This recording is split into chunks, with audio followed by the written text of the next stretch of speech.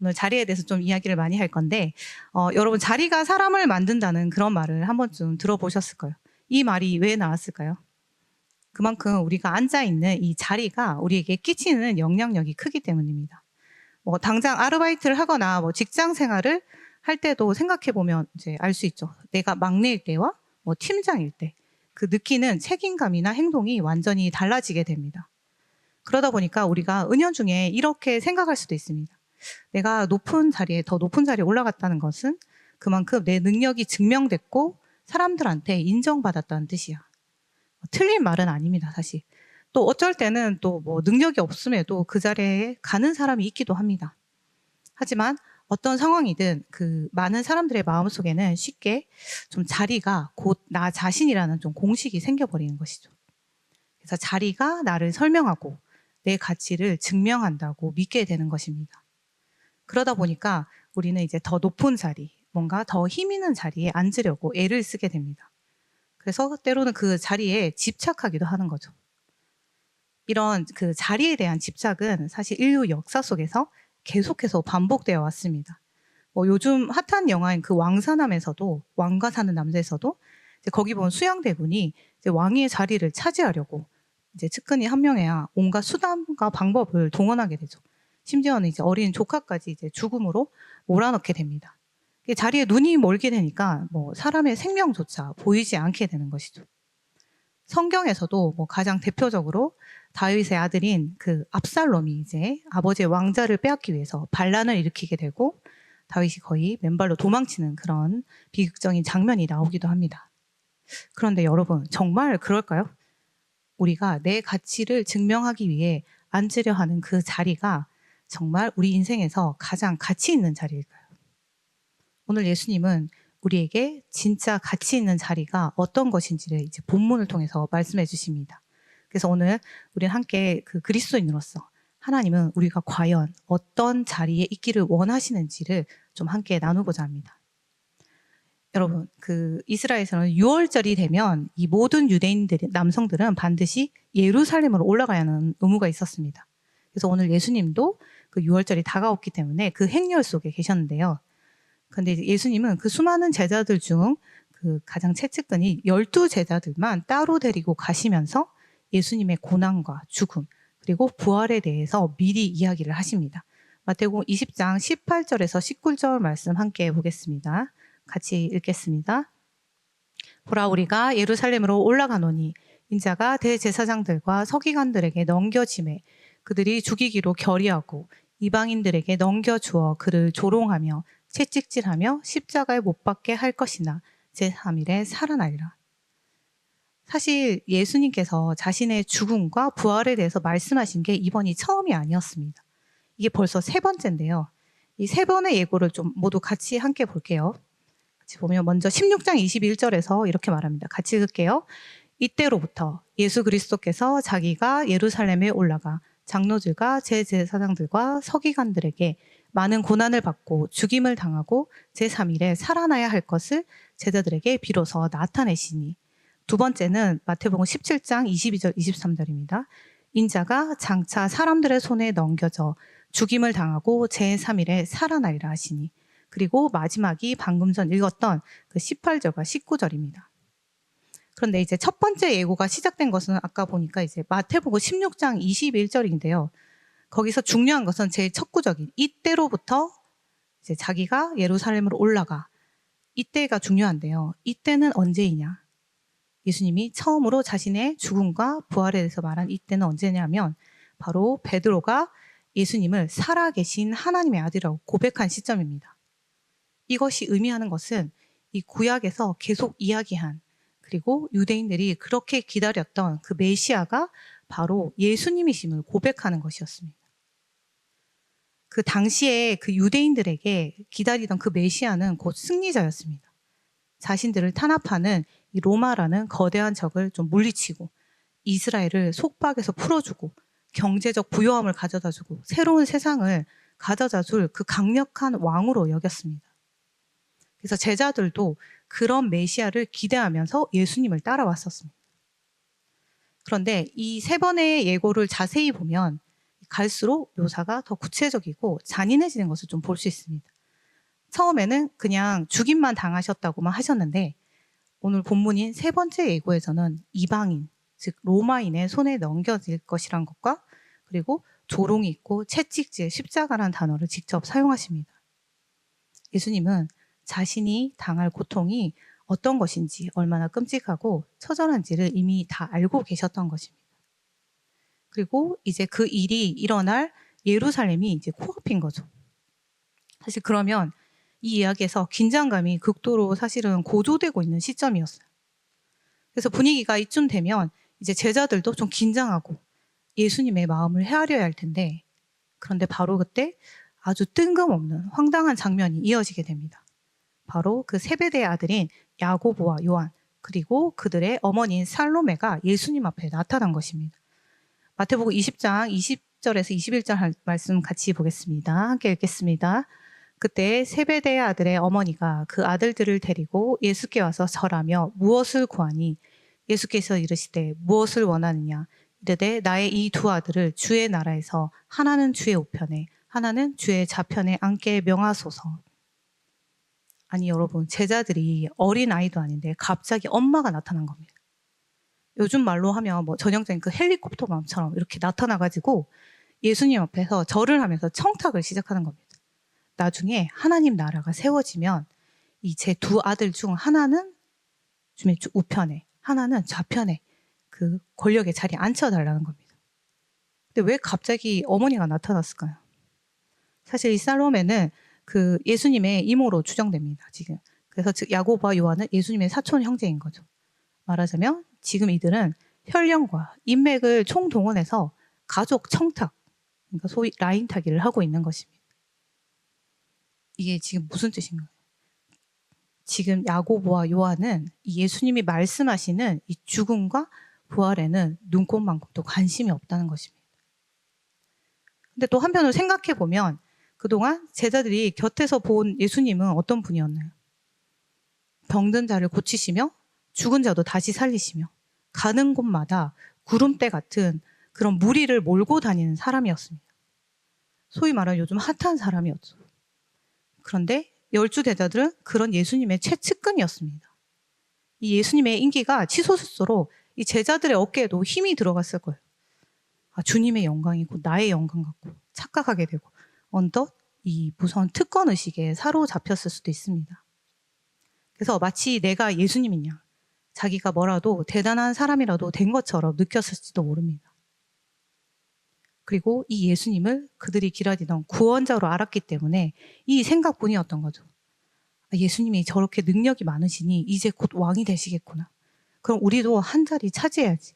이 높은 자리에 올라야지. 사람들한테 뭔가 보여지고 인정받는 자리로 가야지. 그들은 여전히 이 하나님 나라의 방식이 아닌 이 세상적인 시선으로 예수님의 말을 해석하고 있었습니다. 그래서 예수님이 계속해서 죽음에 대해서 부활에 대해서 이야기하시는데 그들은 그냥 성공을 꿈꾸면서 오로지 듣고 싶은 대로만 듣고 있었던 것입니다. 이런 야고보와 요한의 어머니의 그 철없는 청탁에 예수님께서 단호하게 대답하십니다. 22절에서 23절 말씀 같이 읽겠습니다. 함께 읽겠습니다. 예수께서 대답하여 이르시되 너희는 너희가 구하는 것을 알지 못하는도다. 내가 마시려는 잔을 너희가 마실 수 있느냐? 그들이 말하되 할 수 있나이다. 이르시되 너희가 과연 내 잔을 마시려니와 내 좌우편에 앉는 것은 내가 주는 것이 아니라 내 아버지께서 누구를 위하여 예비하셨든지 그들이 얻을 것이니라. 예수님은 지금 그 야고보와 요한에게 너희들이 구하는 게 도대체 무엇인지 그 무게가 얼마나 무거운지 모른 채 답하고 있다고 말씀하시고 지적하시는 겁니다. 그러면서 물으시죠. 내가 마시려는 잔을 너희가 마실 수 있느냐? 여러분, 예수님이 마시려는 그 잔이 어떤 잔입니까? 바로 잠시 후 마주하게 될 그 십자가의 고난의 잔입니다. 나중에 훗날 이제 예루살렘에 가셔서 겟세마네 동산에서 예수님이 이 잔을 앞에 두고 어떻게 기도하셨는지 기억하시나요? 마태복음 26장에 보면 예수님은 내 마음이 매우 고민하여 죽게 되었다고 말씀하시면서 얼굴을 땅에 대고 엎드려 기도하십니다. 그리고 이렇게 부르짖으십니다. 내 아버지여, 많이 할만하시거든 이 잔을 내게서 지나가게 하옵소서. 이 하나님의 아들이신 예수님조차도 땀방울이 핏방울이 되도록 이 고통스러워하면서 피하고 싶어 하셨던 그런 잔입니다. 그것이 바로 십자가였습니다. 여러분, 우리가 어릴 때부터 또 교회 다니다 보면 약간 주문해 오듯이 말합니다. 예수님께서 우리 죄를 대신하여 십자가에 죽으시고 3일 만에 부활하셨어요. 제가 얼마 전에 인스타에서 이런 영상을 봤는데요. 쇼츠를. 보신 분들도 있을 텐데 한번 함께 보려고 해요. 십자가에 오랫동안 매달려 있으면 무슨 일이 일어나는가. 한번 영상 틀어주시겠어요? How long would you survive crucifixion? First, your hands and feet are nailed to the wood. The nails go through your wrists to support your weight. 10 minutes. Your body hangs downward. Breathing becomes difficult. To breathe in, you must push yourself up using your legs. To breathe out, you collapse back down. 1 hour. Your shoulders begin to dislocate from your body weight. Your arms stretch longer like Reed Richards. 6 hours. Carbon dioxide builds up in your blood. Your brain starts to panic from oxygen imbalance. 12 hours. Your muscles begin to lose nerve control. Severe muscle spasms and tremors begin. Your body can no longer coordinate proper breathing. 18 hours. Your diaphragm begins to fail. Your lungs can no longer fully expand. You start drifting in and out of consciousness. 24 hours. Your heart can't take no long. Cardiac arrest begins. 여러분, 사실 너무 사실적으로 묘사되진 않았죠. 조금 귀엽게 해골을 사용해서 이렇게 묘사하긴 했는데 이 예수님에게 실제로 일어났던 일입니다. 이것보다 더 했겠죠. 이미 채찍질 당하시고 온몸이 이 너덜너덜해진 상태에서 이 십자가에 매달려 숨이 끊어질 때까지 버텨야 하는 그 참혹한 자리가 십자가였습니다. 근데 여러분, 더 예수님께 고통스러웠던 것은 우리가 영상으로 보았던 그런 육체적인 그런 찢기는 고통을 넘어서 이 온 세상의 죄가 십자가에 예수님께서 달렸을 때 예수님께 다 집중되었다는 거예요. 그래서 예수님께서 그 온 인류의 죄를 대신 짊어지시는 순간 그 하나님 아버지로부터 철저히 외면당해야 하는 버림받게 되는 그 잔을 예수님은 온몸으로 거부하고 싶을 만큼 괴로워하셨다는 것입니다. 그리고 예수님은 이 모든 일어날 일들, 고통을 정확히 알고 계셨고 그 두려움 앞에 떨면서 기도하셨습니다. 하지만 결국 우리를 살리시기 위해 그리고 제자들을 사랑하시기에 그들을 위해서 나의 원대로 마옵시옵고 아버지의 원대로 하옵소서라며 그 잔을 받아들여 그 희생의 자리로 걸어가셨습니다. 그런데 이 야고보와 요한은 너무나 쉽게 대답하는 거죠. 네, 할 수 있습니다. 제가 할게요. 근데 어떻게 이렇게 망설임 없이 대답했을까요? 아마 그들은 이 잔이 승리를 위해서 거쳐야 할 작은 통과 의례 같은 그런 일 정도로 생각했을지도 모릅니다. 그리고 그들도 자신들이 원하는 그 목표에 도달하기 위해서는 어느 정도의 희생이 필요하다고 생각했겠죠. 그저 이제 예수님이 왕이 되시는 가정이라면 그 정도 고생쯤이야. 우리도 같이 하죠라는 식의 좀 근거 없는 자신감이었을 수 있습니다. 이게 얼마나 무서운 착각입니까? 네, 그렇게 야고보와 요한이 어머니까지 동원해서 이 다른 제자들보다 유리한 자리를 차지하려고 하자 이것을 바라보던 다른 10명의 제자들도 이제 화를 내기 시작합니다. 24절 말씀 같이 읽을게요. 함께 읽겠습니다. 10 제자가 듣고 그 두 형제에 대하여 분이 여기거늘 그냥 단순히 아니 왜 이래가 아니라 화가 나서 씩씩거리면서 막 들썩들썩 했다는 것입니다. 아니 이들은 나머지 10명은 왜 이렇게 화가 났을까요? 두 형제의 청탁이 너무 잘못되었다, 의롭지 못했다라고 생각했을까요?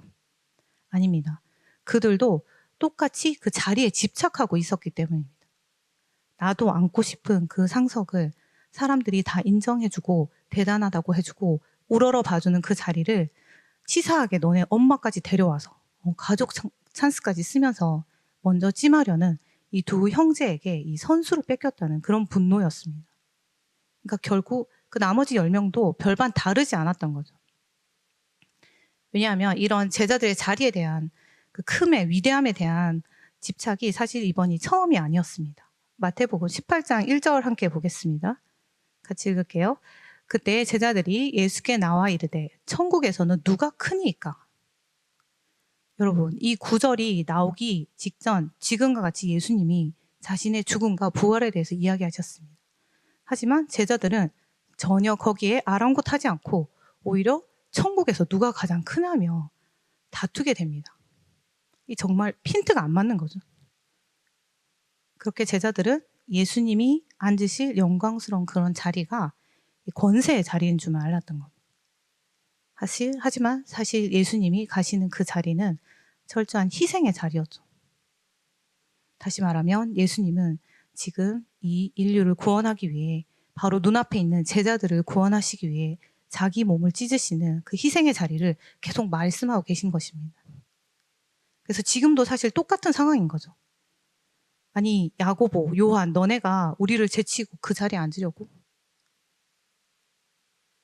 그래서 예수님은 20장 25절에 보면 두 형제뿐만 아니라 12제자 전체를 다 불러 가르치십니다. 왜 그럴까요? 12제자는 예수님과 가장 가까이에서 가장 많은 것을 듣고 보고 배운 제자들이었습니다. 근데 그들조차도 여전히 하나님이 이루실 그 나라가 어떤 것인지, 예수님이 말하시는 그 죽음과 부활이 어떤 의미인지 전혀 알지 못하는 그런 상태였기 때문입니다. 그리고 마음은 온통 누가 더 잘 나갈까, 누가 더 크냐, 누가 더 높은 자리에 앉을까라는 욕망으로 가득 차 있었습니다. 그러니 예수님의 말씀이 제대로 들리지 않은 것입니다. 이제 그런 제자들에게 정말 가치 있는 자리가 무엇인지 예수님께서 가르쳐 주시는데요. 먼저 제자들이 생각하는 이 세상에 권세 있는 자리가 무엇인지 먼저 알려주십니다. 20장 25절 말씀 같이 읽겠습니다. 함께 읽을게요. 예수께서 제자들을 불러다가 이르시되 이방인의 집권자들이 그들을 임의로 주관하고 그 고관들이 그들에게 권세를 부리는 줄을 너희가 알거니와. 먼저 예수님은 25절에서 지금 제자들이 생각하는 큰 자가 누구인지, 그리고 세상이 그 자리를 어떤 방식으로 유지하는지 명확하게 짚어주시는데요. 세상에서 위대하다는 것, 크다는 것은 결국 지위로 결정된다는 것입니다. 내가 어떤 포지션에 앉아 있느냐, 어떤 타이틀을 가졌냐가 곧 그 사람의 가치가 되는 것이죠. 오늘 말씀을 다시 보면 세상에서 생각할 때 높은 자리에 있는 집권자들이나 고관들은 주관하고 권세를 부린다고 합니다. 그렇기에 사람들이 지위에 목을 맵니다. 왜냐하면 여기서 주관하다, 권세를 부리다는 말은 단순히 그 리더십을 뜻하는 게 아닙니다. 그 바탕에는 철저한 이기심과 자기 중심성이 깔려 있습니다.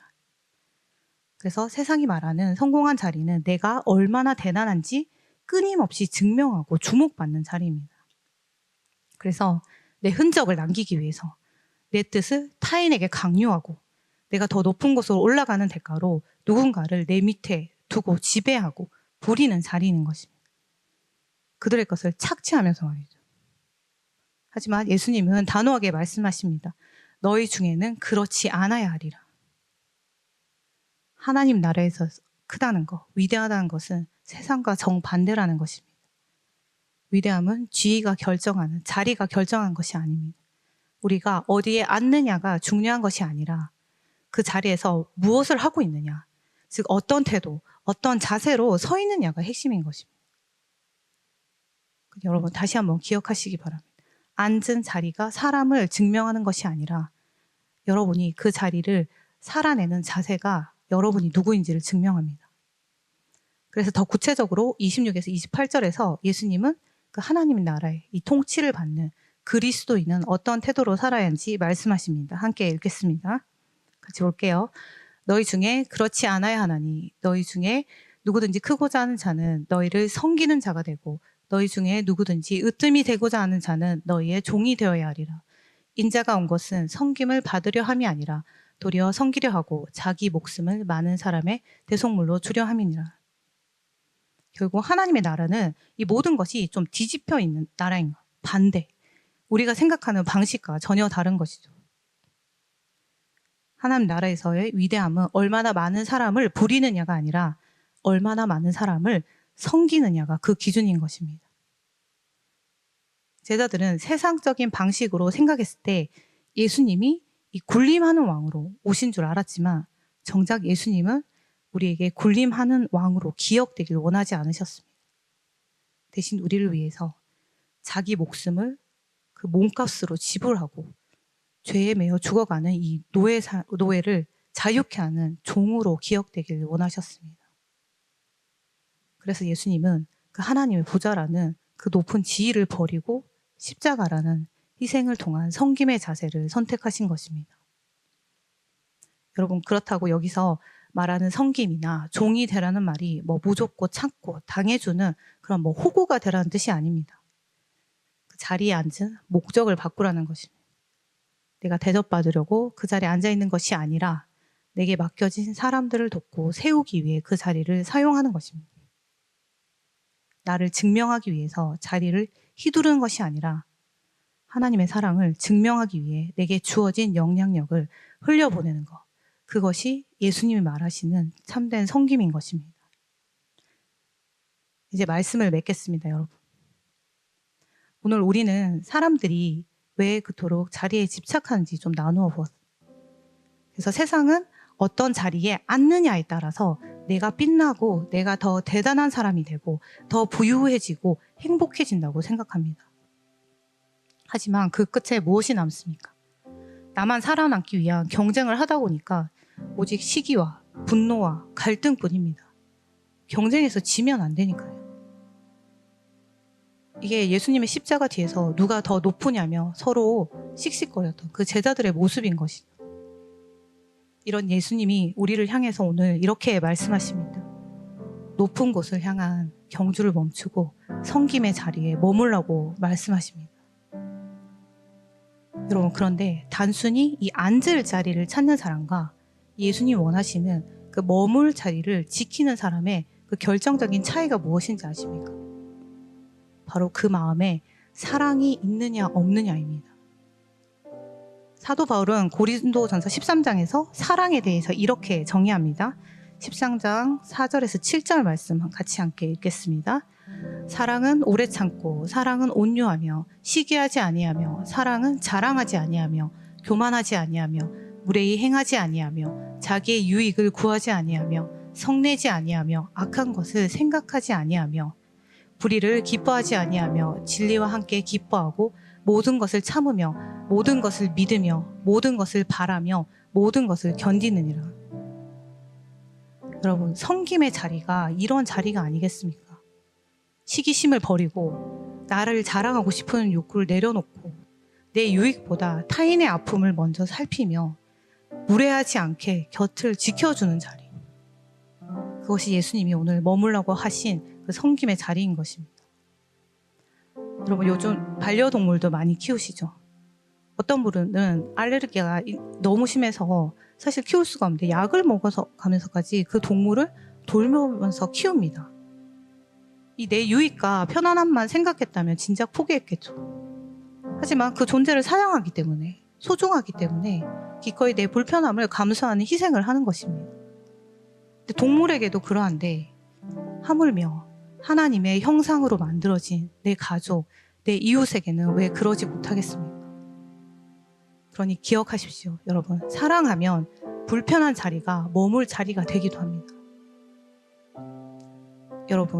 여러분이 지금 애타게 찾고 있는 자리는 어디입니까? 내 존재 가치를 스스로 증명하기 위해 기어코 차지해야만 하는 앉을 자리입니까? 아니면 누군가를 살리기 위해 기꺼이 나를 내어주는 머물 자리입니까? 여러분이 지금 갈망하고 계획하는 그 삶의 목표와 방향에는 사랑이 있습니까?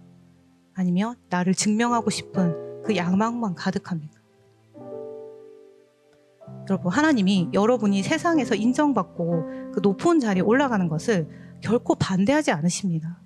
때로는 여러분들이 생각지도 않았는데 상상하지도 못한 그런 자리에 남들한테 다 인정받고 힘을 가진 그런 자리에 세우실 때도 있습니다. 하지만 기억하십시오. 하나님은 여러분을 그 자리에 앉히시는 이유는 그곳에서 나를 증명하라는 것이 아니라 그 자리가 가진 영향력으로 내 주위의 낮은 곳을 더 뜨겁게 섬기며 머물라는 뜻입니다. 그래, 사랑하는 세운부 여러분, 나를 증명하기 위해 내 것만 챙기던 그 앉을 자리를 찾던 발걸음을 이제 멈추십시오. 그리고 대신 나를 위해 기꺼이 대속물이 되어주신 예수님의 사랑을 의지하면서 오늘 내게 허락된 그 자리에서 기쁘게 섬기며 머무시기 바랍니다. 자리가 여러분을 증명하게 하지 마십시오. 여러분이 머무는 그곳에서의 사랑과 섬김이 여러분이 가장 가치 있는 하나님의 사람임을 증명할 것입니다. 그래서 여러분 이번 한 주 여러분이 섬기며 머무는 그 자리에서 회복이 일어나고 위로가 시작되는 그 하나님의 나라가 이루어지기를 예수님의 이름으로 축복합니다.